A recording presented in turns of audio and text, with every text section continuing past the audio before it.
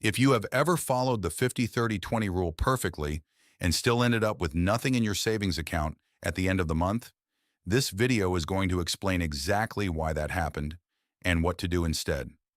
The 50-30-20 rule sounds clean and logical. Spend 50% of your take-home pay on needs, 30% on wants, and save the remaining 20%.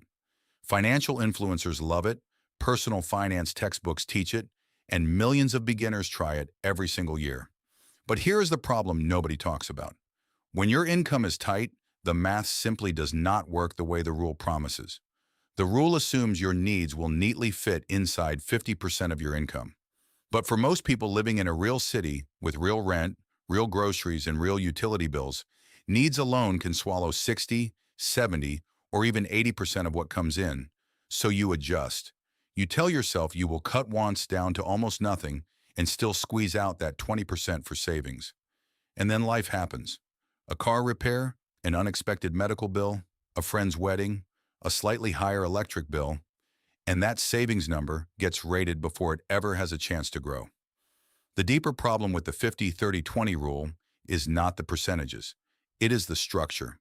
It treats savings as a category you fund after everything else is handled. That means savings is always the most vulnerable number in your budget. It is the first thing that disappears when any other category runs over. What you actually need is a system that protects your savings mechanically, not through willpower. That system is the three-account method: bills, buffer, and build. Let me walk you through exactly how it works, using a concrete take-home pay of $2,800 a month, so you can see every step clearly. The first account is your bills account. This is a dedicated checking account, separate from your everyday spending account, where your paycheck lands first. From this account, every fixed, recurring, non-negotiable expense gets paid automatically.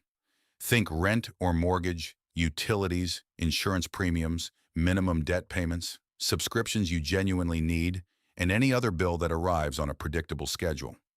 The key word here is automatic. You set up autopay for every single one of these expenses the moment they are due. You never manually move money for bills. The bills account exists for one purpose: to make sure the lights stay on and the roof stays over your head every month without you having to think about it. On our example income of $2,800, let us say fixed bills total roughly $1,400. That is 50% of take-home, and that is fine, because this account is sealed. Nothing else touches it. The second account is your buffer account. This is a separate checking account, again, completely separate, and it receives a fixed transfer the moment your paycheck hits. The buffer account is your spending money for the month: groceries, gas, dining out, clothing, entertainment, personal care. Anything that is variable and discretionary comes out of this account, and only this account. The genius of the buffer account is that it creates a hard wall around your spending. When the buffer runs low, you slow down your spending. You do not dip into bills, and you do not touch build. The buffer is your entire lifestyle budget in one visible, trackable place. On our $2,800 example, a reasonable buffer transfer might be around $800. That is roughly 28% of take-home, which is close to the wants category in the original rule. But now it is physically isolated, so it cannot bleed into anything else. The third account is your build account.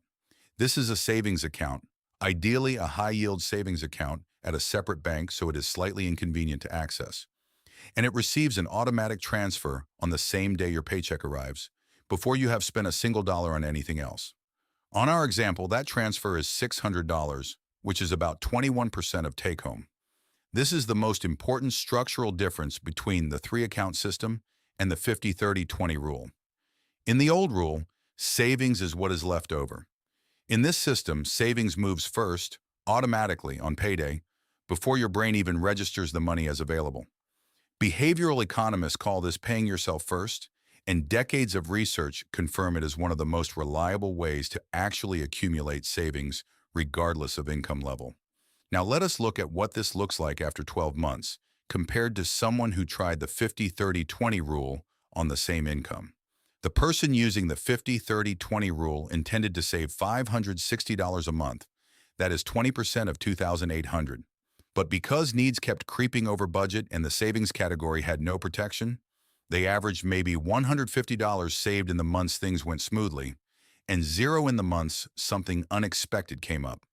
After 12 months, they have somewhere between $800 and $1,200 saved, and they feel frustrated and defeated. The person using the three-account system set up a $600 automatic transfer to build on day one. They never saw that money in their spending account. They adjusted their buffer spending to fit what was available. After 12 months, they have accumulated over $7,000 in their build account. And that is before any interest from a high-yield account adds a little extra on top. Same income. Dramatically different outcome. The difference is not discipline. The difference is design. Now, setting this up takes about 45 minutes, and you only have to do it once. Step 1. Open a second checking account at your current bank or a free online bank. Look for no monthly fees and no minimum balance requirements. Label it Bills. Step 2. Open a third checking account, same criteria, and label it Buffer. Step 3. Open a high-yield savings account at a separate institution from your everyday bank. Label it Build. Step 4. Set up your direct deposit to land in your bills account.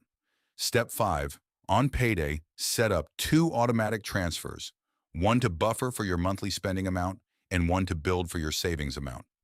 Both transfers should fire on the same day as your deposit so the money moves before you can spend it. Step 6. Set up auto pay for every fixed bill directly from your bills account. That is the entire system. From that point forward, your only active job is to manage your buffer. Watch it, track it loosely, and adjust your variable spending to stay inside it. Everything else runs on autopilot. One final thought before you go. The 50-30-20 rule is not evil. It is just a framework designed for people who already have financial breathing room. If your income is tight, you need a system with structure built in, not a set of percentages that depend on perfect conditions. The three-account system gives you that structure. It removes the willpower requirement. It protects your savings from the chaos of real life. And it works on almost any income level once you calibrate the numbers to your actual fixed costs.